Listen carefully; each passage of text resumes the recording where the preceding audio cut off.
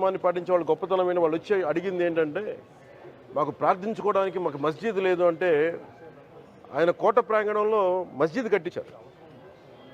సనాతన ధర్మాన్ని పాటించే వ్యక్తి తాలూకు విలక్షణం. అలాగే అనేక మంది సంస్థానాలు కానీ అందరూ కూడా పోర్చుగీస్ నుంచి వచ్చినా ఎవరు వచ్చినా క్రిస్టియానిటీని తీసుకొచ్చినా కానీ అందరికీ సమానంగా ఈ దేశం తీసుకుంది. పార్సీల్ని తీసుకుంది లోపలికి, జొరాస్ట్రియన్స్ని తీసుకుంది. ఏ మతం వచ్చినా లోపలికి తీసుకుంది, ఇముడ్చుకుంది తప్ప ఇంకో మతాన్ని ఎప్పుడు ద్వేషించాల. కానీ ఈరోజు నేను మాట్లాడుతుంది ఈ ప్రాయశ్చితం దేనికి మా దీక్ష అనుకుని నేను ఎప్పుడు మీ అందరికీ తెలుసు. 5 సంవత్సరాల వైసీపీ పాలనలో ఇదే దేవాలయంలో కనకదుర్గ అమ్మవారి రథం తాలూకు మన సింహాలు మాయమైనవి, కొన్ని ఇబ్బందులు తప్పులు జరిగినాయి అంటే ఒక్కొక్కరు ఎలా మాట్లాడారు వైసీపీ నాయకులు. వాళ్ళెవరు ముస్లిమ్స్ కాదు, హిందూస్ కాదు, వాళ్ళెవరు ముస్లిమ్స్ కాదు, క్రిస్టియన్స్ కాదు, హిందువులే అందరూ. పొద్దున్నేస్తే తాళ్ళు కట్టుకునే వాళ్ళు, బొట్లు పెట్టుకునే వాళ్ళే. కానీ ఒక తప్పు జరిగింది, ఒక అపవిత్రం జరిగింది అంటే పదవులు అనుభవిస్తూ ఉన్నవాళ్ళు, పొద్దున లేస్తే గుళ్ళకి వెళ్ళేవాళ్ళు, వీళ్ళు అపహాస్యం చేస్తూ ఉన్నారు, వీళ్ళు వెటకారం చేస్తూ ఉన్నారు. ఈ ఎంటైర్ ఈ విషయంలో వాళ్ళు మతం పుచ్చుకున్నారా లేదా నాకు అన్నీ తెలియదు. వైవి సుబ్బారెడ్డి గారు ఉన్నారు, భూమన కరుణాకర్ రెడ్డి గారు ఉన్నారు, వారి కుటుంబ సభ్యులు ఉన్నారు. ఎవరైనా సరే మీరు మతం పుచ్చుకున్నారా లేదా నాకు తెలియదు. అవన్నీ అది మీరు బయటికి చెప్పుకుంటారా లేదు నాకు తెలియదు. నేను అది కూడా మాట్లాడట్లా. కానీ మీరు బాధ్యత తీసుకున్నారు. మీరు హైందవ ధర్మాన్ని కాపాడుతానని మీరు బాధ్యత తీసుకున్నప్పుడు కాపాడాల్సిన అవసరం మీ మీద ఉంది. బోర్డుని మీరు స్థాపించారు, మేము స్థాపించాల. తప్పులు జరిగినాయి. తప్పులు జరిగితే వైఎస్ జగన్ గారు ఏం చెప్పాలి? ఒకవేళ నాకు తెలియకుండా మేము ఆయన బ్లేమ్ చేయట్లా. కానీ మీ ఆధ్వర్యంలో జరిగింది, మీరు కాన్స్టిట్యూట్ చేసిన బోర్డు వల్ల జరిగిన తప్పిదాలు ఇవి, మేము ఇవి కనుగొన్నాం. ల్యాబ్ టెస్టులు ఇవన్నీ మేము ఆటలాడతామా? ఇవన్నీ బాధ్యత లేదా? కనుక చాలా బలమైన సనాతన ధర్మాన్ని పాటించేవాడిని. దాకా మా ఇంట్లో రామనామం ఉండేది, రామ జపం ఉండేది మా ఇంట్లో. అలాంటి రామభక్తులం మేము. కానీ రామతీర్థం విగ్రహాన్ని, రాముడి విగ్రహాన్ని శిరచ్ఛేదం జరిగినప్పుడు ఒక సగటు సనాతనవాదిగా, సగటు హిందువుగా బయటకు వచ్చి చాలా గొడవలు చేయగల సత్తా ఉన్నవాడిని గుర్తుపెట్టుకోండి. ముఖ్యంగా వైసీపీ నాయకులకి, నన్ను విమర్శించే దేశ యావత్తు నన్ను విమర్శించే ప్రతి ఒక్కరికి తెలియజేస్తున్నా, గొడవ పెట్టుకోవాలంటే చాలా బలంగా గొడవ పెట్టుకోవాలి. కానీ నాది పేదవాళ్ళ కష్టాలు, క్రిమినలైజేషన్ ఆఫ్ పాలిటిక్స్, వీటి మీద మేము మాట్లాడతాం, వీటి మీద తప్పించాం. ప్రజలు బాగుండాలి, కాన్స్టిట్యూషన్ వాల్యూస్ని అప్హోల్డ్ చేయాలి, రాజ్యాంగం బాగుండాలి, వీటి కోసం తపన పడేవాళ్ళం. కానీ సెక్యులరిజం పేరు మీద, secularism is not one way, it's 2 way. Secularism అంటే కూర్చోబెట్టి ఒక్క సైడ్ నుంచి వచ్చేది కాదు, అన్ని సైడ్ నుంచి రావాలి. ఇది చాలా ఆవేదన కలిగిస్తుంది. కొన్ని దశాబ్దాలుగా చూస్తున్నారు ప్రతి హిందువు. దీంట్లో మిగతా మతాల ప్రస్తావన కంటే కూడా నేను ఎక్కువ ప్రస్తావన చేస్తుంది హిందూ ధర్మాన్ని పాటించి, వాళ్ళు వ్యక్తిగతంగా పాటించి బయటకు వచ్చేటప్పటికి మీడియా వారి కోసమో లేదంటే ఇంకొంత ఎవరైనా సాటిస్ఫై చేయడం కోసం తెలియదు, కానీ సాటి హిందువులు తోటి హిందువులను తిడతా ఉన్నారు. ఇది చాలా ఆక్షేపణీయం. దీంట్లో నేను ముస్లిమ్స్ నిందించట్లా, అది క్రిస్టియానిటీ నిందించట్లా, కానీ బాధ్యత తీసుకున్న హిందువుల్ని నేను నిందిస్తున్నాం. బాధ్యత మీది. మీరు యథాలాపంగా వచ్చి ఇది పొలిటికల్ పదవులు, విగ్రహాలు పోతే మేము ఇల్లు కట్టుకుంటాం, వాకిళ్ళు కట్టుకుంటాం, ఏం మాటలవి? ఇదే మీరు మస్జిద్లో జరిగితే మాట్లాడతారా? మస్జిద్లో ఇలాంటి అపవిత్రం, ఒక చిన్నపాటి చోరీ జరిగితే ఇలాగే మాట్లాడతాం. ఎందుకంటే మీరు మాట్లాడరు, ఓట్లు కదా అక్కడ. కానీ హిందువులు మాట్లాడితే హిందువులు అందరికీ ఎవరు పట్టించుకోరు. ఇక్కడ మా వేదన ఉండదా? మౌనంగా ఉన్నామంటే బాధ లేదనా? కోపం రాదనా? ఈ రోజుకి కూర్చొని చూడండి ఏం మాట్లాడుతున్నారో వాళ్ళు. ఆయన వాళ్ళ లాయర్ అంట, ఆయన ఎవరు, ఏజీపీ అంట, పొన్నవోలు సుధాకర్ రెడ్డి గారు. తిరుమల లడ్డుపై ఢిల్లీలో చేసిన కామెంట్ నా దృష్టికి తీసుకొచ్చారు. ఇలాంటి సెన్సిటివ్ సమయాల్లో ఎయిదర్ మౌనం మంచిది, మౌనం దాటి పొగరుగా మాట్లాడటం, నన్ను పచ్చి బూతులు తిట్టినా, నన్ను వక్రీకరించినా, నన్ను రోడ్డు మీదకి లాగిన నేను ఎప్పుడు మౌనంగానే ఉన్నా. కానీ వైసీపీని నాయకులు, విమర్శించే నాయకులు ప్రత్యేకంగా చెప్తున్నాం, సనాతన ధర్మాన్ని జోలికి రాకండి. తప్పు జరిగితే తప్పు జరిగిందని ఒప్పుకోండి, లేదా మాకు సంబంధం లేదని చెప్పండి. అంతేగాని మళ్ళీ అడ్డగోలుగా మాట్లాడితే ఎవ్వరం క్షమించం. ఇక్కడ మీరు కూడా హిందువులే, పొన్నవోలు సుధాకర్ రెడ్డి గారు మీరు హిందువులే. నోటికొచ్చినట్టు మాట్లాడకండి. తమాషాలుగా ఉందా మీకు? సరదాలుగా ఉన్నాయా? మొన్న ప్రకాష్ రాజ్ గారు మాట్లాడారు నా మీద. అరే నేను మాట్లాడుతుంది ఒక హిందువులు అపవిత్రం గురించి మాట్లాడుతున్నాను. ఇందులో ప్రకాష్ రాజ్ గారికి సంబంధం ఏంటి? ఇందులో నేను ఇంకొక మతాన్ని నిందించానా? ఇస్లాంని నిందించానా? క్రిస్టియానిటీని నిందించానా? అపవిత్రం జరిగింది, ఇలా జరగకూడదు, ఫుడ్ అడల్టరేషన్ జరిగిందని మాట్లాడుతుంటే దీన్ని గోల చేయకూడదంటే, అంటే తప్పు జరిగినప్పుడు మాట్లాడకూడదా? ఒక అపవిత్రం జరిగితే మాట్లాడకూడదా? దేవతా విగ్రహాలను శిరచ్ఛేదం చేస్తే మాట్లాడకూడదా? ఏం పిచ్చి పట్టింది ఒక్కొక్కళ్ళకి? ఎవరి కోసం మాట్లాడుతున్నారు మీరు? ప్రకాష్ రాజ్ కూడా చెప్తా ఉన్నాను, నాకు మీరంటే గౌరవం, I have extreme respect for you.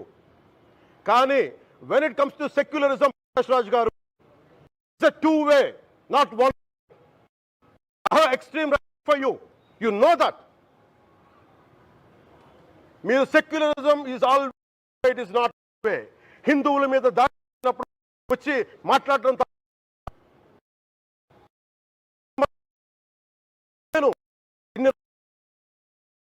మంది కౌలు రైతులకు ఇచ్చాను, ఎంతమంది ముస్లిం ఇస్లాం రైతాంగానికి ఇచ్చాను నేను.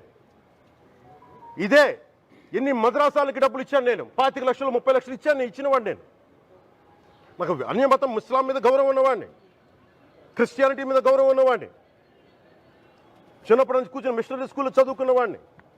నా టీచర్ చెప్పే సూక్తి, తను తగ్గించుకున్నవాడు హెచ్చింపబడిని చెప్పి బైబుల్ సూక్తిని ప్రతిసారి కోట్ చేస్తూనే ఉంటాను. ఇది నా గౌరవం, ఇది నేను చూపించే గౌరవం. మీరు మాట్లాడితే కూర్చొని నేను పాటించే ధర్మానికి అపవిత్రం జరిగినప్పుడు మాట్లాడకూడదు, మౌనంగా ఉండాలి. సెక్యులరిజంకి విఘాతం అంటే ఏంటి? సెక్యులరిజంకి విఘాతం నా ఇంటి మీద దాడి జరిగినప్పుడు నేను మాట్లాడకూడదా? నా ఇల్లు 10 మందికి ఆశ్రయం ఇస్తుంది. నా సనాతన ధర్మం అన్ని ధర్మాలకి ఆశ్రయం అయితే దానికి దాడి జరిగినప్పుడు, దాని మీద అపవిత్రం జరిగినప్పుడు దానికి కూడా మాట్లాడకూడదంటే ఏం మాట్లాడాలి మీతోటి? ప్రకాష్ రాజ్ గారు, you have to learn your lessons. I respect you. It's not just Prakash Raj garu, all the people who thinks in the name of secularism, you're going haywire. Let me tell you guys, we are extremely hurt. Don't make a mockery out of our sentiments. We are deeply, deeply hurt. It's not fun for you, maybe it might be fun for you. It is not fun for us. It's a deep anguish, deep pain. Don't you ever forget. Before you come and think 100 times and say, talk about Sanatana Dharma. Enough of this. చాలు. ఇష్టానికి మాట్లాడుతూ ఉన్నారు సనాతన ధర్మం మీద. అయ్యప్ప స్వామి మీద మాట్లాడతారు, సరస్వతి దేవి మీద మాట్లాడతారు. అల్లా మీద మీరు మాట్లాడగలరా? మహమ్మద్ ప్రవక్త మీద మీరు మాట్లాడగలరా? జీసస్ మీద మీరు మాట్లాడగలరా? అందరూ కూర్చొని సనాతన ధర్మం మీద, వినాయకుడి మీద జోకులు వేస్తారు, దుర్గాదేవి మీద జోక్స్ వేస్తారు, సరస్వతి దేవి మీద జోక్స్ వేస్తారు. మా మనోభావాలు గాయపడవా? మాకు బాధ ఉండదా?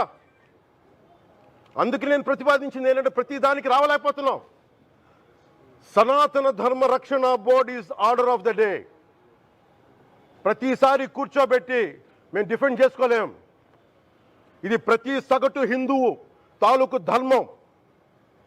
ఇదే ఇస్లాం మీద దాడి జరిగితే ఎంతమంది బయటకు వస్తారు, ఎంతమంది నిరసన తెలియజేస్తారు, రోడ్ల మీదకి రమ్మని చెప్పట్లా.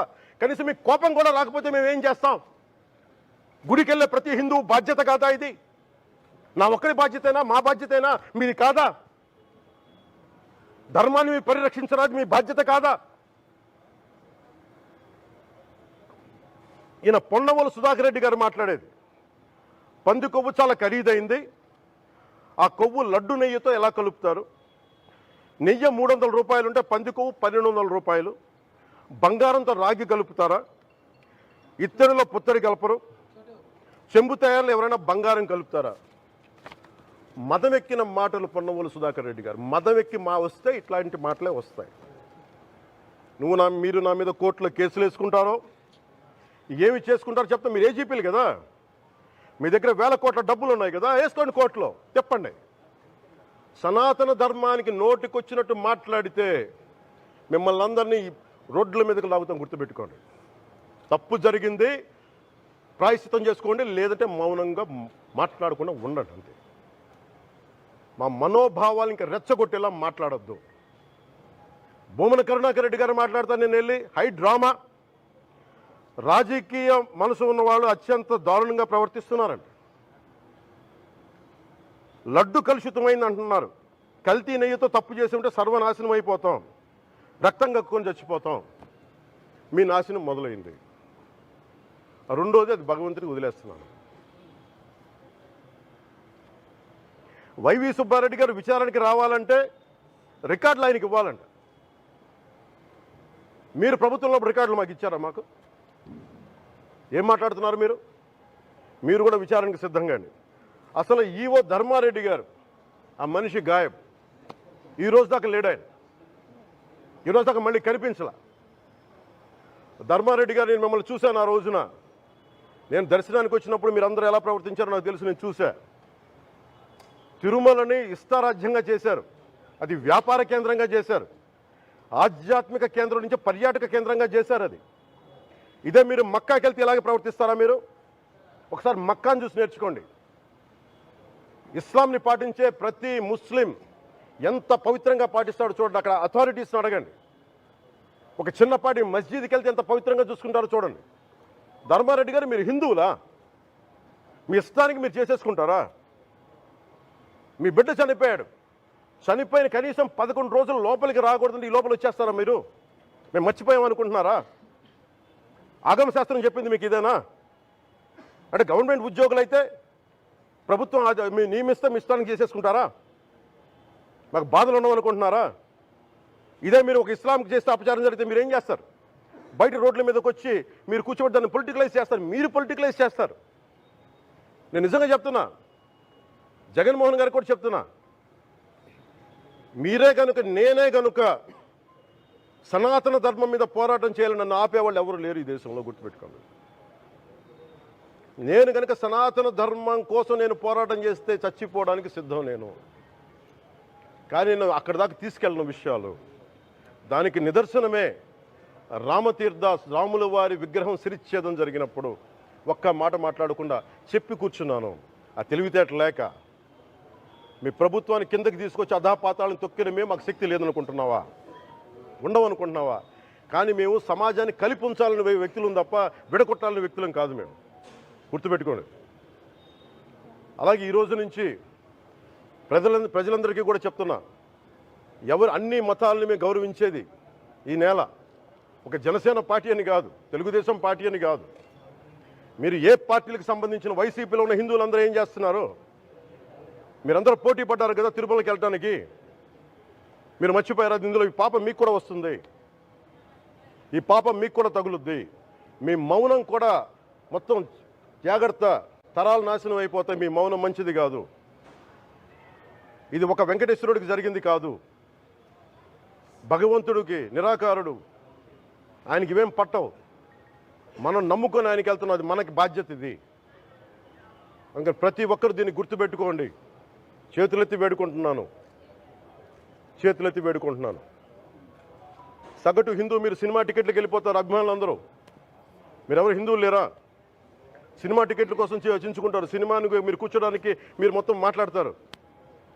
అందరిని అడుగుతున్నా, అందరు మొత్తం భారతదేశపు యావత్తు ఉన్న సినిమా అభిమానులను అడుగుతున్నా, మీరందరూ హిందువులే కదా, అత్యధికులు హిందువులే కదా, మీకు బాధ్యత లేదా? మీకు మీ సినిమా హీరోలు, నేను కూడా హీరోనే, నన్ను మించి దేశాన్ని చూడమని, సనాతన ధర్మాన్ని చూడమంటున్నా. మీ కన్వీనియంట్గా కూర్చోబెట్టి హీరోలను ఎత్తడం కాదు, నన్ను ఎత్తడం కాదు. ధర్మం విఘాతం కలిగినప్పుడు ధర్మానికి మీరు మాట్లాడటం మీ బాధ్యత. నా తరం మేము కష్టపడుతున్నాం, ముందుకు వచ్చాం. ఎవరి కోసం పడుతున్నాం ఈ కష్టాలు? మాకు సరదా కాదు. ప్రతి ఒక్కరు ఇష్టానికి వచ్చి మాట్లాడుతూ ఉంటే బాధ కలుగుద్ది. అయ్యప్ప స్వామి దీక్ష చేసే వాళ్ళ మీద ఎంత ఇష్టారాజ్యంగా మాట్లాడతారు. ఇదే మీరు ఎవరన్నా సరే ఇస్లాం మీద మీరు గొంతు ఎత్తగలరా? ఎందుకంటే రోడ్ల మీదకి వచ్చి కొడతారని మీకు భయం, అందుకు మీరు మాట్లాడరు. హిందువులు అంటే మెత్తని మనుషులు కదా, తోటి హిందువు కదా, మీరు ఏదైనా మాట్లాడచ్చు. మీకు నమ్మకాలు లేకపోతే మీరు ఇంట్లో కూర్చోండమ్మా. మీకు నమ్మకాలు లేకపోతే ఇంట్లో నుంచి బయటికి రాకండి, మమ్మల్ని ఏం అనకండి. మేము ఎలా పూజా విధానం ఎలా చేస్తాం, అలాగే ముఖ్యంగా ఫిల్మ్ ఇండస్ట్రీ కూడా నేను తెలియజేస్తా ఉన్నా. దీని మీద మీరు మాట్లాడితే మద్దతుగా మాట్లాడండి, లేదంటే మౌనంగా కూర్చోండి. అంతేగాని మీ మాధ్యమాల ద్వారా అపహాస్యం చేస్తే మటుకు ప్రజలు మిమ్మల్ని ఎవరు క్షమించరు. ఎందుకంటే చాలా డీప్ పెయిన్ ఇది. మీరు లడ్డూ మీద జోక్లు వేస్తున్నారు. నేను ఒక సినిమా ఫంక్షన్లో కూడా చూశాను. Laddu is a sensitive issue అని. Don't you ever say that. Don't you ever dare to say that, please. I respect you as actors, but when it comes to Sanatana Dharma, please, you have to think 100 times before you saying a word. One comment. Thank you.